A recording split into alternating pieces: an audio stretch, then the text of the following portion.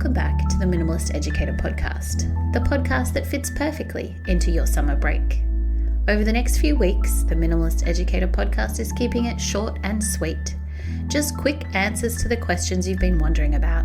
Perfect for however much summer break you've got left today. A coffee break, a pool lounge, or those first few minutes before you remember you don't have to lesson plan. So relax, you've earned it. Quick questions, quick answers, all summer long. Let's dive into today's question. Hello and welcome to our very first summer series episode of Q&A for the Minimalist Educator podcast. What have we got in our very first Q&A, Tammy? Today, Christine, we have a question from James. He messaged on LinkedIn a few months back, and he was curious about minimalist principles. So I noticed that I think he started following the newsletter that's on LinkedIn. And so he was just curious about what are some principles, because he had a classroom space and an office space, and he was looking for some ideas for how to move forward with getting rid of some of the things that he was having a hard time getting rid of. So you want to kick us off? A couple principles? Okay, minimalist principles. So I think one of the main things is with minimalism is that idea that having more and more and more actually doesn't help you feel better. It doesn't make you feel more prepared or happier or more joyful or any of those things. So I think letting go of that idea, sometimes we can be a little bit hoarder-ish in the teaching profession. And we think like we're always going to need it for something at some point.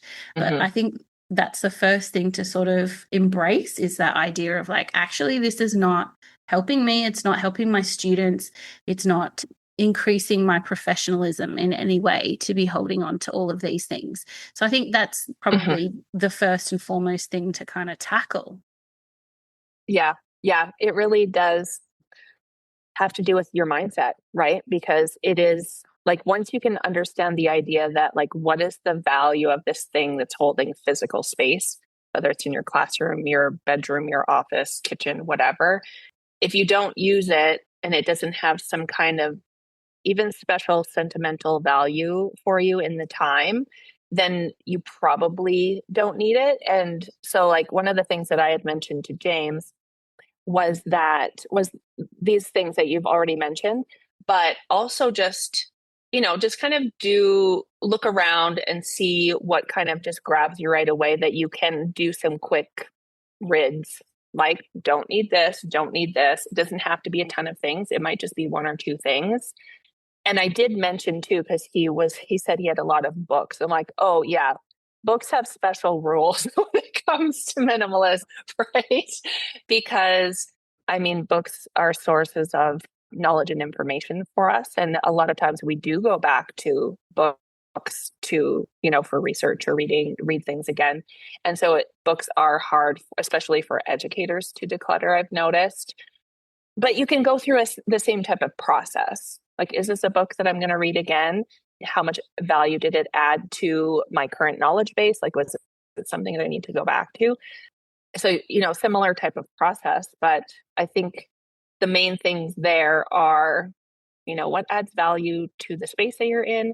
And also, is it sucking up your energy? Because if it is, then you really have to evaluate what's there. Anything left in our last, say, minute of this episode? No, it just reminds me of the chapter in our book where we go through the triple P, thinking about purpose, priorities, and paring down in your classroom. And that idea of like focusing on each separate area in your workspace and thinking, what is the purpose of this space? Okay, so what are my priorities for it? And then what can I get rid of? Because it's not actually meeting my priorities or my purpose. And I think that's a really good place to start, I think, with that triple P. Yeah. So thank you, James, for your question.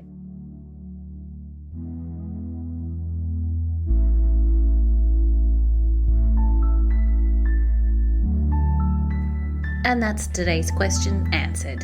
Thanks for spending a few minutes of your summer with us. Remember, quick questions, quick answers all summer long. We'll see you next time on the Minimalist Educator podcast. Now go and enjoy the rest of your break.